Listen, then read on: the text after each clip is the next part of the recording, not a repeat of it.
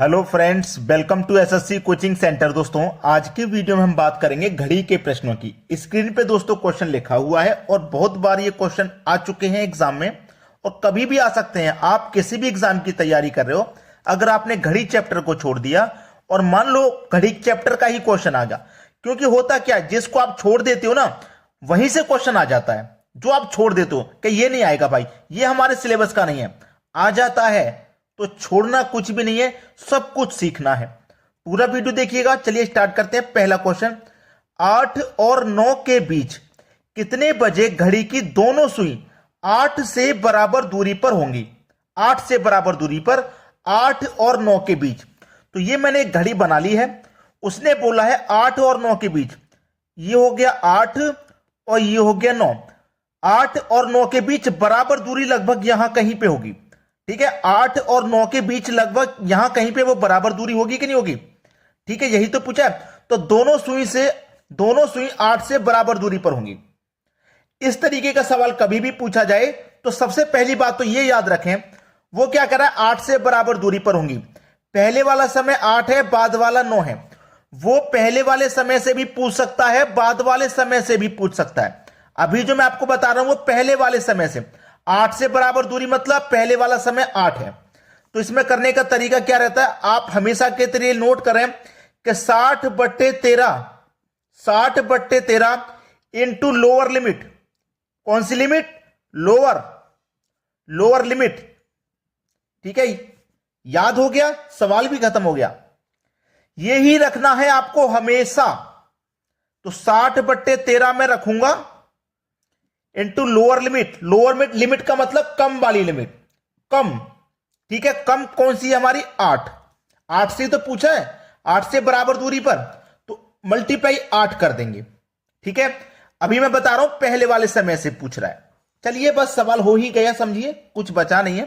पहले 60 का मल्टीप्लाई 8 से करो, 8 का 0 में करेंगे तो 0, 8 6 48 यानी कि 480 हो गया। डिवाइड करेंगे हम 13 से। ठीक है, 13 से डिवाइड करेंगे, 13 त्रिक 39 कटेगा पहले तो। 48 में से 39 कट गया, बचेगा कितना? 9 में 0 लगा देंगे, 90 हो जाएगा। ठीक है, 13 से घटा दूंगा, 13 6 78, 13 पंजे 65, 13 6 78, 13 7 91 यानी कि 6 बार में ही जाएगा। बचेगा कितना? 12 बचेगा, तो 12 ऊपर बटे में 13। ये हो गया आपका 36.12/13। लेकिन पूछा कहां से? पहले वाले समय से। तो पहले वाला समय रखेंगे आप, उसके बाद में कितना निकल के आया है? 36.12/13। ये आपका सही जवाब। उम्मीद करता हूं कि आपने अच्छे से समझ लिया है। आज के बाद कोई गलती आप इसमें नहीं करोगे। पहले वाले समय से पूछा ना, पहले वाला टाइम तो आना ही है। तो डी ऑप्शन बिल्कुल सही जवाब है आपका। क्लियर होगी ना बात? चलिए अब देखते हैं अगला प्रश्न। अगला सवाल है, 3 और 4 के बीच कितने बजे घड़ी की दोनों सुई 3 से बराबर दूरी पर होंगी? देखिए दोस्तों, कहां से पूछा? 3 और 4 के बीच। ठीक है, मैंने क्या बताया आपको कि 60/13 लेना है आपको हमेशा। ले लेंगे, ले लिया। कहां पूछ रहा है वो? 3 से बराबर दूरी पे ना, 3 से मल्टीप्लाई कर लो। 3 से यानी कि पहले वाले समय से पूछ रहा है। पिछले क्वेश्चन में यही किया था। 60 का मल्टीप्लाई 3 से कर देंगे, 180 हो जाएगा। डिवाइड करना है 13 से, कर दो भैया। 13 1 कम 13, 18 में से 13 गया, 5 बचेगा, 5 में 0 लगा देंगे, 50। 13 त्रिक 39, 50 में से 39 कट गया, 11 बचा, 11 में जाएगा नहीं, 11 लिख दो ऐसे ही, बटे में 13। अब पहले वाले समय से पूछ रहा था तो पहले वाला समय आ जाएगा, उसके बाद में जो ये आंसर निकल के आया वो। ठीक है, ये आपका सवाल का सही जवाब। देखिए किस ऑप्शन में, 3 13 11/13, 3 13 11/13 बी ऑप्शन। अब बहुत सारे बच्चों के दिमाग में यह रहता है कि सर पहले वाले सवाल में तो आपने बहुत सारा समय लगा दिया, ये तो चुटकियों में हो गया। पहला जो सवाल होता है उसमें हम आपको पूरा बताते हैं। ठीक है, उसलिए पहला सवाल में टाइम लगता है। अब पहले सवाल को टाइम देकर जो बच्चे खर्च कर देते हैं अपना टाइम पहले सवाल के लिए, फिर आगे आने वाले वीडियो में क्वेश्चन उनके लिए आसान हो जाते हैं।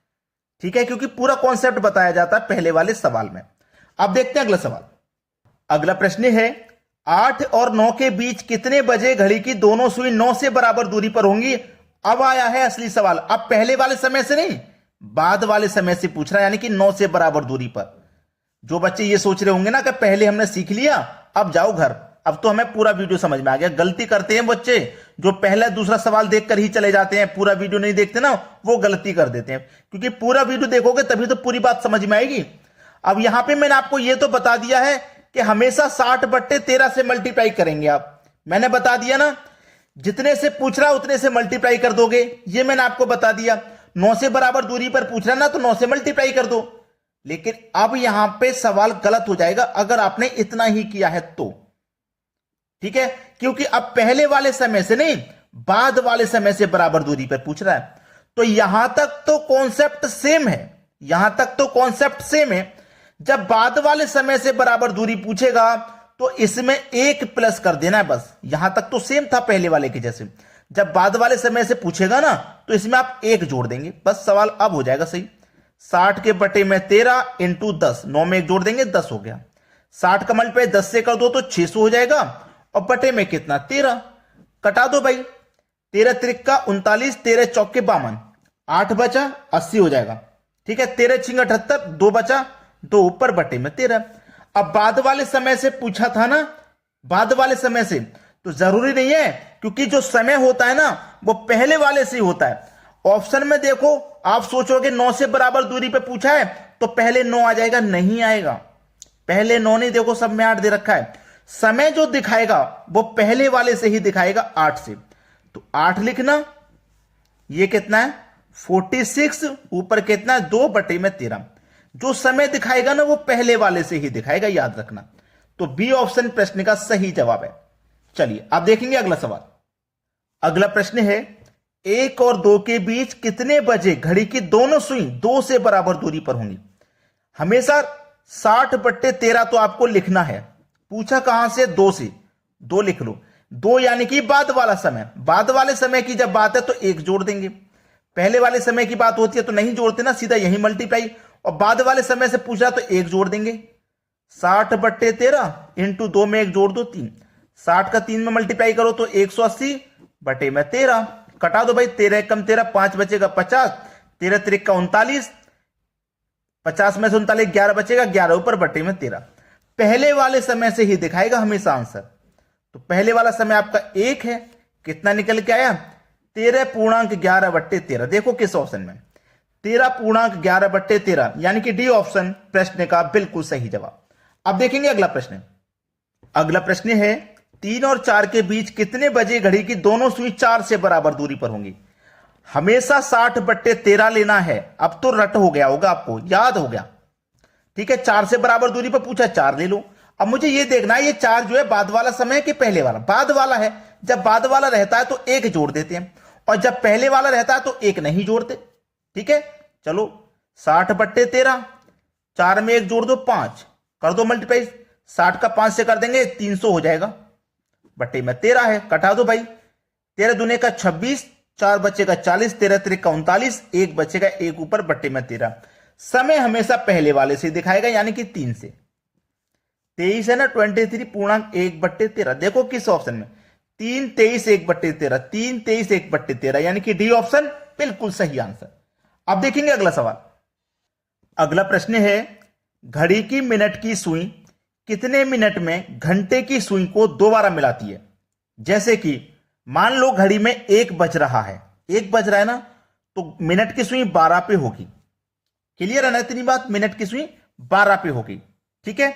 चलो अब 12 पे मिनट की सुई है, घंटे की सुई 1 पर। जब मिनट की सुई यहां से चलती हुई आगे आएगी तो इसके ऊपर होकर गुजरेगी। एक बार जब इसके ऊपर से गुजरेगी फिर दोबारा गुजरेगी। दोबारा कब गुजरेगी, जब पहले यहां पे लौट के आ जाएगी तो पूरा 1 घंटा बजा देगी ये।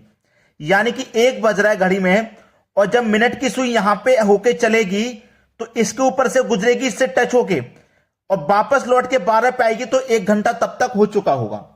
तब तक 1 घंटा हो चुका होगा कि नहीं, तब तक आपका 1 घंटा हो चुका है। 1 घंटा जब हो चुका है आपका, फिर क्या रहेगा, क्या दोबारा चलेगी भाई। एक बार तो गुजर गई ना, फिर दोबारा चलेगी, फिर उसके ऊपर से टच करेगी, फिर उसके ऊपर से टच करेगी, यानी कि इसके ऊपर से टच करेगी। तो उसी को पूछ रहा है कि कितने मिनट में, कितने घंटे में मिलाती है, यानी कि मिनट की जो सुई है कितने मिनट में घंटे की सुई को दोबारा मिलाती है। यही तो बार बार पूछ रहा है। अब इसका रियल कारण क्या है मैं आपको बता दूं कि जैसे मान लो घड़ी में 6 बज रहे हैं, मान लो घड़ी में 6 बज रहे हुए हैं, ठीक है। अब 6 बजे होंगे तो घंटे की सुइयां होगी, मिनट की सुइयां। अब यहां से गुजरेगी ऐसे करके तो 1 घंटा हो गया, ठीक है। गुजरेगी जब ये सुई यहां पे होगी, फिर दोबारा जब गुजरेगी तो बहुत सारा समय हो जाएगा, 1.5 घंटे के लगभग समय हो जाएगा। तो इतना समय यहां पे है नहीं है क्या इतना समय? नहीं है। तो इसी के लिए मैं आपको समझा देता हूं कि जब हमारे 12 बज रहे होंगे, ये घंटे की सुई होगी, मिनट की सुई बड़ी होती है, ठीक है। जब 12 बज रहे होंगे तो यहां से टच होके चलिए, मिनट की सुई घंटे की सुई से टच होके चली, ये बज गया, 1 घंटा हो गया और घंटे की सुई आ गई यहां पे। फिर यहां से जब मिली तो लगभग 5 मिनट और लगे, इसको 5 मिनट कुछ सेकंड और लगे यहां पे। अब यहां से दोबारा चालू करोगे, अब यहां से लौट के एक पे से यहां पे लौट के 60 मिनट पूरी होंगी, जब तक घंटे की सुई यहां पे आ चुकी होगी। फिर यहां पे आएगी तो 5 मिनट कुछ समय लगेगा। इसीलिए हमेशा के लिए मैं बता देता हूं कि 65.5/11 मिनट लगते हैं, 65.5/11 मिनट लगते हैं। याद रखना, करने का सही तरीका क्या है? 60/55 × 60, ठीक है। यह होता है करने का सही तरीका। आपका आंसर आ जाएगा 5 से 11 बार में घटा दो और 5 से 12 बार में घटा दो, ठीक है। 12 × 72 और 1 0। अब इसमें 11 से डिवाइड करोगे, यही आ जाएगा 65.5/11। तो हमेशा के लिए नोट कर लो, अगर ऐसा सवाल आ जाए कि घंटे की सुई को मिनट की सुई दोबारा कब मिलाती है, कितना टाइम लगता है, तो आपको लगता है 65.5/11 मिनट, 65.5/11 मिनट। बी ऑप्शन प्रश्न का सही जवाब। तो दोस्तों शेयर और लाइक तो कर दिया करो, इतना काम तो आप करके जाया करो वीडियो देखने के बाद, ठीक है दोस्तों। वीडियो देखने के लिए आपका बहुत बहुत धन्यवाद।